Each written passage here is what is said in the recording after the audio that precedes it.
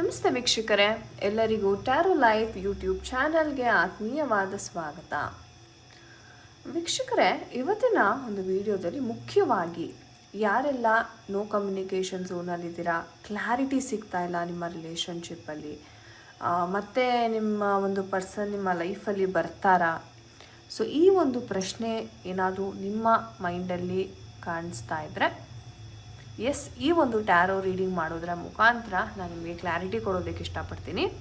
Okay, so ಯಾರೆಲ್ಲ no ಕಮ್ಯುನಿಕೇಷನಲ್ಲಿದ್ದೀರಾ ಅಥವಾ commitment ಕೊಡ್ತಾ ಇಲ್ಲ ಮೇಡಮ್, ಅವರು ಯಾಕೋ ಗೊತ್ತಿಲ್ಲ, ಏನೋ ಅವ್ರ ಮನಸ್ಸಲ್ಲಿ ಇದೆ, ಬೇರೆಯೇ ಏನೋ ಇದೆ ಅಂತ ನನಗೆ ಅನ್ನಿಸ್ತಾ ಇದೆ. ಸೊ ಈ ಥರ ಯಾವುದೇ ಒಂದು ವಿಚಾರ ಇದ್ದರೂ ಖಂಡಿತ ಯೂನಿವರ್ಸಲ್ಲಿ ಪ್ರೇಯರನ್ನು ಮಾಡ್ಕೋತಾ ಈ ಒಂದು ವಿಡಿಯೋವನ್ನು ನೋಡಿ ಯೂನಿವರ್ಸ್ ಕಡೆಯಿಂದ ನಿಮಗೆ ಯಾವ ಮೆಸೇಜಸ್ ತಲುಪಬೇಕಾಗಿರುತ್ತೆ ಖಂಡಿತವಾಗ್ಲೂ ತಲುಪುತ್ತೆ. ಮೊದಲನೇದಾಗಿ ನಿಮ್ಮ ಪರ್ಸನಿನ ಎನರ್ಜೀಸ್ನ ನಾವು ಚೆಕ್ ಮಾಡೋಣ. ಏನು ಓಡ್ತಾ ಇದೆ ಅವರ ಒಂದು ಮೈಂಡಲ್ಲಿ ಈ ಒಂದು ಕ್ಷಣಕ್ಕೆ, ಮತ್ತು ಅವ್ರ ಫ್ಯೂಚರಲ್ಲಿ ಏನಾದರೂ ನಿಮ್ಮನ್ನು ಮತ್ತೆ ಭೇಟಿಯಾಗಿ ಕನೆಕ್ಟ್ ಆಗಿ ಕಮಿಟ್ಮೆಂಟ್ ಕೊಡುವಂಥ ಎನರ್ಜೀಸ್ ಏನಾದರೂ ಇದೆಯಾ ನೋಡೋಣ. ಸೊ ರಿಲ್ಯಾಕ್ಸ್ ಮಾಡಿ ನಿಮ್ಮ ಮೈಂಡನ್ನು ಪರ್ಸನ್ ಬಗ್ಗೆ ಥಿಂಕ್ ಮಾಡ್ತಾ ಅವರ ಒಂದು ಎನರ್ಜೀಸ್ ಯಾವ ಥರ ಇದೆ, ನಿಮ್ಮ ಒಂದು ವ್ಯಕ್ತಿಯ ಎನರ್ಜೀಸ್.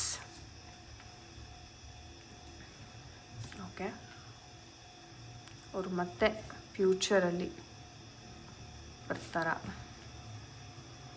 ಓಕೆ, ಆ್ಯಂಡ್ ನಿಮ್ಮ ಎನರ್ಜೀಸ್ ಯಾವ ಥರ ಇದೆ ನೋಡೋಣ.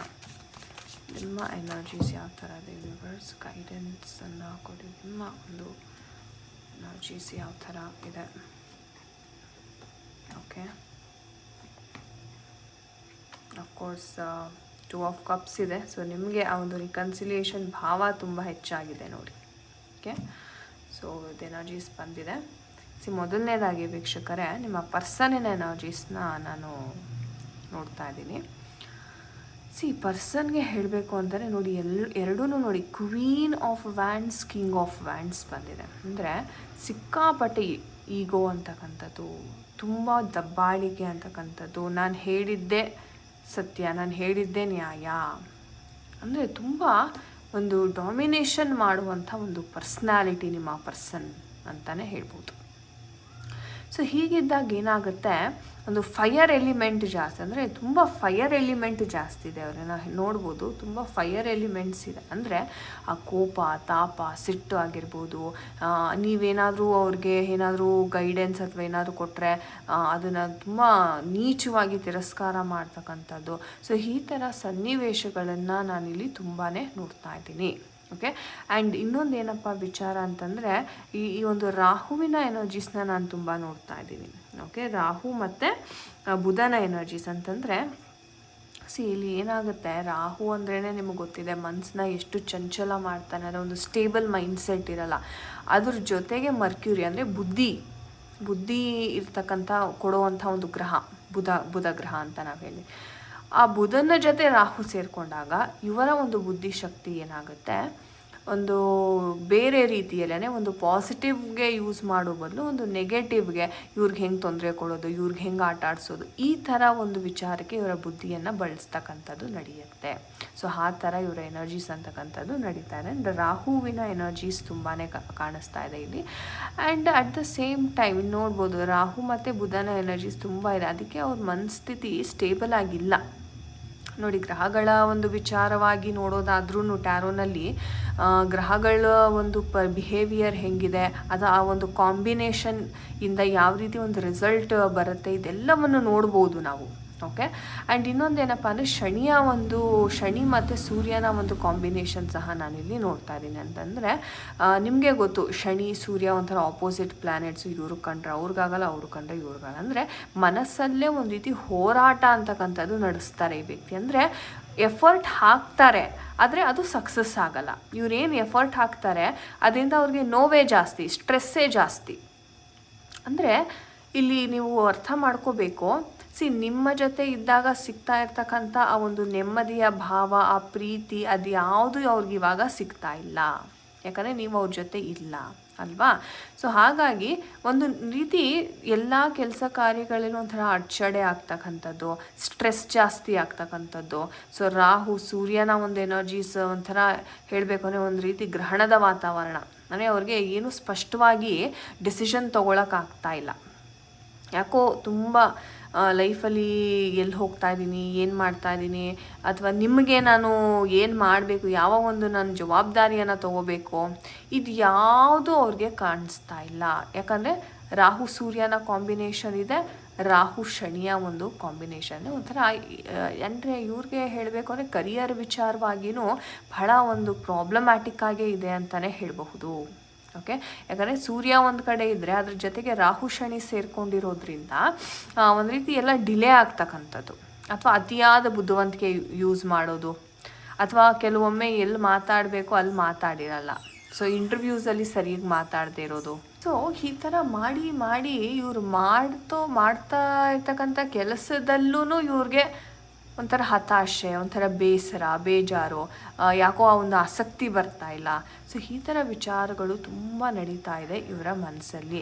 ಇವಾಗ ನಿಮಗೆ ಬಹುಶಃ ಕ್ಲಾರಿಟಿ ಸಿಕ್ಕಿರುತ್ತೆ ಯಾಕೆ ಈ ವ್ಯಕ್ತಿಯ ಒಂದು ನಡವಳಿಕೆ ಈ ಥರ ಇದೆ ಅನ್ನೋದಕ್ಕೆ ಇದೇ ಕಾರಣ. ಬಿಕಾಸ್ ಆ ಗ್ರಹಗಳ ಒಂದು ಪರಿಸ್ಥಿತಿ ಆ ಒಂದು ಕಾಂಬಿನೇಷನ್ ಏನಿದೆ, ಗ್ರಹಗಳ ಕಾಂಬಿನೇಷನ್ ಆ ರೀತಿ ಅವ್ರಿಗೆ ನಡ್ಸ್ಕೊಂಡು ಹೋಗ್ತಾ ಇದೆ. ಆ್ಯಂಡ್ ಇನ್ನೊಂದು ಕಡೆ ನಿಮ್ಮ ಎನರ್ಜೀಸ್ನ ನೋಡೋದಾದರೆ ನಿಮಗೆ ಏನಪ್ಪ ಅಂತಂದರೆ ಒಂದು ರೀತಿ ತುಂಬ ಕಾಮ್ ಆಗಿರ್ತೀರ, ತೃಪ್ತತೆ ಅಂತ ಒಂದು ಮನೋಭಾವ, ಈ ಪ್ರೀತಿಯಲ್ಲಿ ನಿಮಗೆ ಪರಿಪೂರ್ಣತೆ ಅಂತಕ್ಕಂಥದ್ದು ಸಿಗ್ತಾ ಇದೆ. ಸೊ ನಿಮ್ಗೆ ಯಾವುದೇ ರೀತಿಯ ಒಂದು ಮೇಜರ್ ಎಕ್ಸ್ಪೆಕ್ಟೇಷನ್ಸ್ ಇರೋದಿಲ್ಲ. ಸೊ ಏನೇ ಅವ್ರು ಎಲ್ಲಾದರೂ ಇಲ್ಲಿ ಹೆಂಗಾದರೂ ಇಲ್ಲಿ ಅವ್ರು ಚೆನ್ನಾಗಿರಲಿ, ಅವ್ರು ಬೆಳೀಲಿ, ಅವರ ಜೀವನದಲ್ಲಿ ನಾನು ಬಂದು ಬೆಳಕನ್ನು ನಾನು ಕೊಟ್ಟರೆ ನನಗೆ ಅಷ್ಟೇ ಸಾಕು, ಅವ್ರು ಚೆನ್ನಾಗಿದ್ದರೆ ಸಾಕು ಅನ್ನೋ ಒಂದು ಮನೋಭಾವನೆಯನ್ನು ನೋಡ್ತಾ ಇದ್ದೀನಿ. ನೀವು ಸಹ ಅಷ್ಟೇ. ಎಷ್ಟೋ ಜನಕ್ಕೆ ಹೇಳಬೇಕು ಅಂತಂದರೆ ಅವರ ಒಂದು ಏಳಿಗೆಗೆ ನೀವು ತುಂಬ ಪ್ರಯತ್ನ ಮಾಡ್ತಾ ಇದ್ದೀರಾ. ಯಾಕಂದರೆ ನಿಮಗೆ ಹೆಂಗಪ್ಪ ಅಂತಂದರೆ ಈ ಪ್ರೀತಿ, ಈ ರಿಲೇಷನ್ಶಿಪ್ ಎಷ್ಟು ಇಂಪಾರ್ಟೆಂಟ್ ಇದೆ ನಿಮಗೆ ಅಂತಂದರೆ ನಿಮ್ಮ ಒಂದು ಶಕ್ತಿಗೆ ಮೀರಿ ನೀವು ಪ್ರಯತ್ನವನ್ನು ಮಾಡ್ತಾ ಇದ್ದೀರಾ. ಸೊ ದಟ್ ಓಕೆ ಅವ್ರಿಗೆ ಒಳ್ಳೆಯದಾಗಲಿ, ಹಾಗೆ ಹರಕೆ ಕಟ್ಕೊಳ್ಳೋದಾಗಿರ್ಬೋದು, ಪೂಜೆ ಪುನಸ್ಕಾರ ಮಾಡೋದಾಗಿರ್ಬೋದು. ಸೊ ನಿಮಗೆ ಆ ಇಂಟ್ರೆಸ್ಟ್ ಅಂತಕ್ಕಂಥದ್ದು ಸಿಕ್ಕಾಪಟ್ಟೆ ಇದೆ.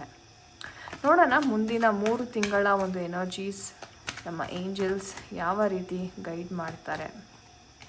Okay, unlikely and the situation will improve ಅಂತ ಹೇಳ್ತಾ ಇದ್ದಾರೆ. B assertive.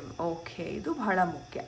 ಏಂಜಲ್ಸ್ ಹೇಳೋ ಪ್ರಕಾರ ಸಿಚುವೇಶನ್ ಏನಿದೆ ಅದು ಇಂಪ್ರೂವ್ ಆಗುತ್ತೆ ಫ್ಯೂಚರಲ್ಲಿ, ಮುಂದಿನ 3 ತಿಂಗಳಲ್ಲಿ.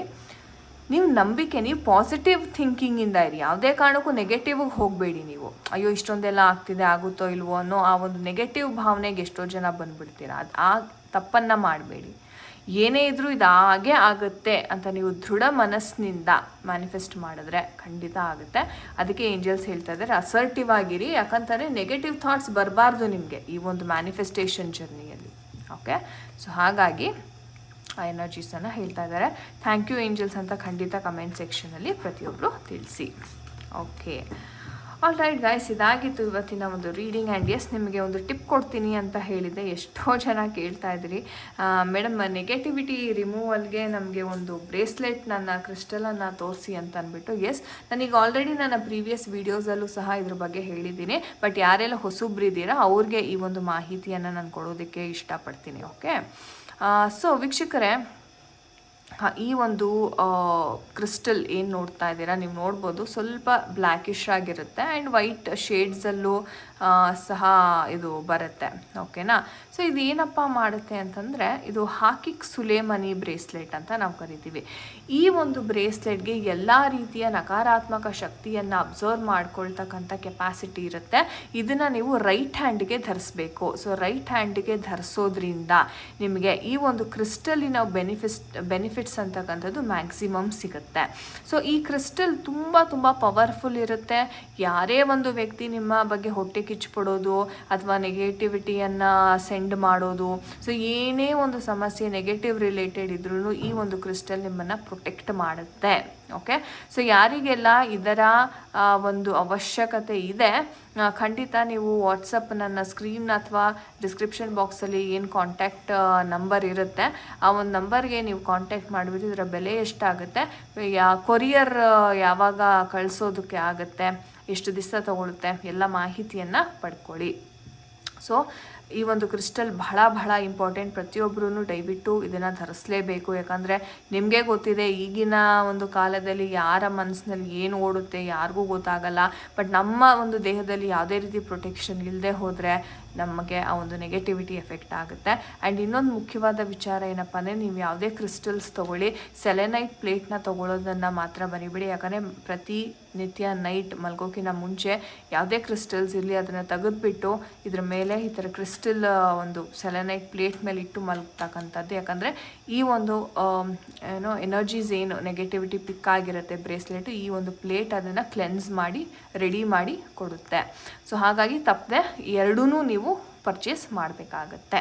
ಓಕೆ, ಸೊ ಒಳ್ಳೆಯದಾಗಲಿ ವೀಕ್ಷಕರೇ. ಆ್ಯಂಡ್ ಮತ್ತೊಮ್ಮೆ ಇಂಟ್ರೆಸ್ಟಿಂಗ್ ಆದ ವಿಡಿಯೋ ಒಂದಿಗೆ ಮತ್ತೆ ನಿಮ್ಮನ್ನು ಭೇಟಿ ಮಾಡ್ತೇನೆ. ಅಲ್ಲಿ ತನಕ ಹರೇ ಕೃಷ್ಣ ಎವ್ರಿವನ್.